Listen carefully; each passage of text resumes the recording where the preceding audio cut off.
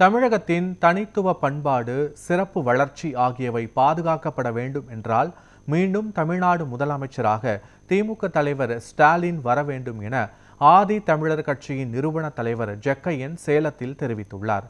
அவருடன் எமது செய்தியாளர் ரியாஸ் நடத்திய கலந்துரையாடலை காணலாம். ஆதி தமிழர் கட்சியினுடைய நிறுவன தலைவர் ஜக்கையன் நம்மிடையே இருக்காரு. இவர் கன்னியாகுமரி முதல் தமிழகம் முழுவதும் திமுக அரசுக்கு ஆதரித்து பிரச்சாரம் மேற்கொண்டிருக்காரு. சார் வணக்கம் சார். திமுக அரசு ஆதரித்து மேற்கொள்கிற பிரச்சாரம் எதற்காக சார்?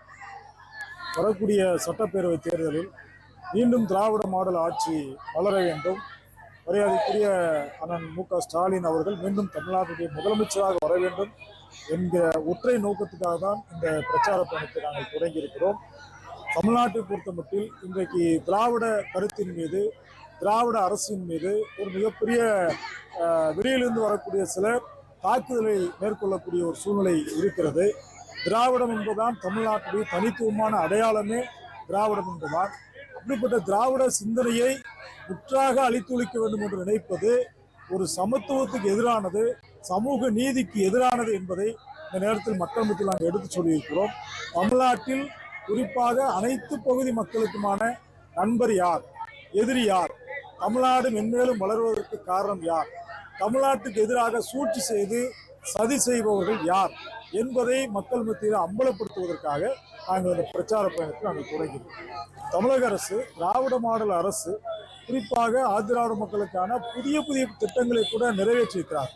உண்மையாகவே இதுவரைக்கும் இல்லாத அளவுக்கு உயர்கல்விக்கு PhD படிக்கிற மாணவர்களுக்கு 1 லட்சம் ரூபாய் இன்றைக்கு உதவித்தொகை இதுவரைக்கும் வேறு எந்த அரசுமே செய்யலை. அதே 10, 12ஆவது படிக்கின்ற இளம் பெண்களுக்கு எல்லா மக்களுக்குமே கிடைச்சாலும் கூட அதிகமாக அதை பயனளிப்பது ஏழை எளிய மக்களான ஆதி திராவிடர், அருந்ததியர் மக்கள் தான் மிக அதிகமாக பயன்படுகிறார்கள். அப்படிப்பட்ட ஒரு திட்டம் என்பது ஆதி திராவிட அருந்ததியர் மக்களுக்கு தனித்துவமான திட்டங்களும் இங்கே மேற்கொள்ளப்பட்டிருக்கிறது.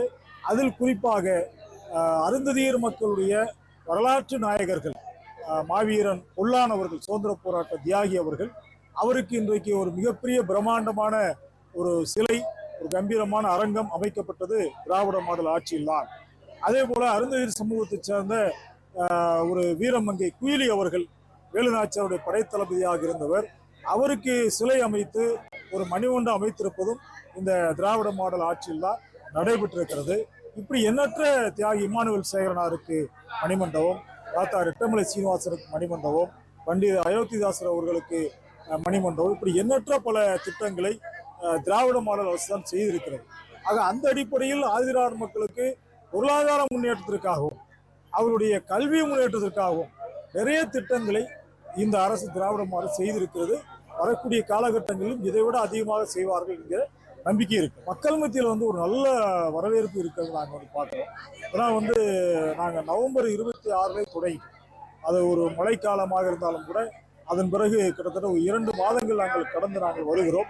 இந்த 2 மாதங்களுமே மக்கள் கொடுக்குற ஒரு ஆரவாரமாக மிக்க ஒரு வரவேற்பு என்பதுதான் எங்களை மீண்டும் மீண்டும் இயங்க தூண்டிக்கொண்டே இருக்கிறது. கிட்டத்தட்ட பல பகுதிகளில் இரவு 11 மணி 12 மணி வரைக்கும் கூட மக்கள் காத்திருந்து எங்களை வரவேற்கிறார்கள். இது போன்ற சிறப்பு பொதுக்கூட்டங்களையும் நாங்கள் தமிழ்நாட்டில் ஒரு 10 பொதுக்கூட்டங்களாக நாங்கள் நடத்தி இருக்கிறோம்.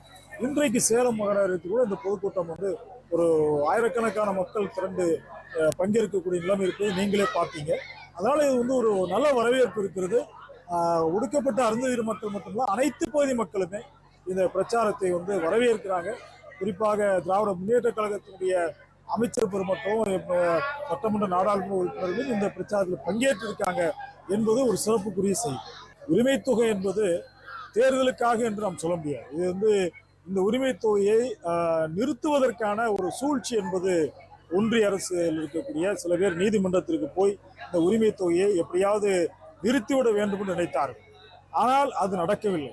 அதற்கு உடனடியாக ஒரு சரியான பதிலடியாக இருக்கின்ற தொகையை விட கூடுதலாகவே கொடுத்திருக்கிறார் என்று சொன்னால் அது இந்த மக்களுடைய உண்மையான உணர்வுகளை புரிந்து தமிழ்நாட்டு முதலமைச்சர் நடவடிக்கை எடுத்து, ஒருவேளை மார்ச், ஏப்ரல் இந்த 2 மாதங்களும் இந்த உரிமை தொகையை நிறுத்திவிட்டால் சாதாரண மக்களுடைய நிலைமை, இதை வைத்து நிறைய பேர் மெடிக்கல் மருந்து வாங்குறாங்க. கைம்பெண்களுக்கு ஒரு மிகப்பெரிய உதவியா இருக்கு, மாற்றுத்திறனாளிக்கு உதவியா இருக்கு. இந்த உதவிகள்லாம் நிறுத்திட்டாங்க அப்படின்னா இந்த அரசின் மீது ஒரு கோபம் வரும், ஒரு எரிச்சல் வரும். அதை நமக்கு சாதகமாக பயன்படுத்திக் கொள்ளலாம் என்று ஒன்றிய பாஜக அரசு திட்டமிட்டது. எடப்பாடி அரசு அதற்கு பக்கபலமாக ஒன்றிய மோடி அரசுக்கு அடிவரடியாக அடிமையாக இருக்கிறார்கள். இவைகள் இரண்டையுமே இன்றைக்கு ஒரு தூளாக்கக்கூடிய ஒரு செயலை நம்முடைய முதலமைச்சர் செய்திருக்கிறார். இது மிக பாராட்ட வேண்டிய செயல். மக்களுக்கு தானே போய் சேருது. இவங்க அதை இது பண்றாங்க, மக்களுக்கு போய் சேருது. நல்ல விஷயம். தலித் மக்களுக்கு முதலில் தேவை சுயமரியாதை. தலித் மக்களுக்கு அடுத்து தேவை கல்வி, வேலைவாய்ப்பு. தலித் மக்களுடைய பொருளாதாரம் மேம்பட வேண்டும். இதற்கு அனைத்துமே ஒரு கருத்தியல் ரீதியாக இதற்கான ஒரு சரியான ஒரு தூணாக இருப்பது திராவிட மாடல் அரசு தான். அம்பேத்கர் இயக்கங்கள், பெரியார் இயக்கங்கள், மார்க்ஸ் இயக்கங்கள், இந்த 3 பேருடைய ஒட்டுமொத்த பிரதிபலிப்பாக தான் திராவிட மாடல் அரசு இருக்கு. ஆகவே இந்த திராவிட மாடல் அரசு மீண்டும் வெற்றி பெற்றால்தான் தலித் மக்கள் தமிழ்நாட்டில் தலைநிமிர்ந்து நிற்க முடியும். இங்கே உத்தரப்பிரதேசம், பீகார் போன்ற மாநிலங்களால் தலித் மக்களுக்கு எதிரான வன்கொடுமைகள் மிக அதிக அளவில் நடக்கிறது. நிர்வாணமாக அடித்து இழுத்து செல்லப்படக்கூடிய ஒரு நிலைமைகள்லாம் இருக்கிறது. மணிப்பூரில் பெண்கள் எந்த அளவுக்கு நிர்வாணமாக தாக்கப்பட்டார்கள், அவர்கள் அவமானப்படுத்தப்பட்டார்கள் என்பது நாடே அறியும். அப்படிப்பட்ட மணிப்பூர் கலவரங்கள், உத்தரப்பிரதேச கலவரம், பீகார் கலவரம் இவைகள்லாம் பார்க்கும் பொழுது தமிழ்நாடு தான் தலித் மக்களுக்கும் சிறுபான்மை மக்களுக்கும் ஒரு பாதுகாப்பான மாநிலமாக நாங்கள் உணர்கிறோம். ஆகவே தலித் மக்களுக்கு மட்டுமல்ல, அனைத்து பகுதி மக்களுக்கும் நாங்கள் சொல்லவிருப்பது, தலித், பிற்படுத்தப்பட்டோர், இஸ்லாமியர், ஒட்டுமொத்த மக்களுக்கும் ஒற்றுமையோடு இருக்க வேண்டும் என்பதற்கான ஒரு அடித்தளத்தை உருவாக்குவதுதான் திராவிட மாடல். ஆகவே திராவிட மாடல் ஒரு சமத்துவ மாடல், ஒரு சமூக நீதிக்கான மாடல். இந்த மாடல் வெற்றி பெற்றது என்று சொன்னால் நிச்சயமாக தமிழ்நாடு மென்மேலும் உயரும். அதற்கு தலித் மக்கள் அனைவரும் ஒன்று சேர்ந்து அண்ணன் மு.க. ஸ்டாலின் அவர்களுக்கு பக்கபலமாக இருக்க வேண்டும் என்பதுதான் இந்த நேரத்தில் நான் விடுக்கக்கூடிய செய்தியாக நான் சொல்ல விரும்புகிறேன். நன்றி சார். வரக்கூடிய இந்த சட்டமன்ற தேர்தலை பொறுத்த வரைக்கும் அனைத்து தரப்பு மக்களுக்கும் ஒரு பாதுகாப்பான அரசாக திமுக அரசு இருக்கும் என தெரிவித்துள்ளார். நியூஸ் 7 தமிழ் செய்திகளுக்காக சேலத்தில் இருந்து நான் ரியாஸ்.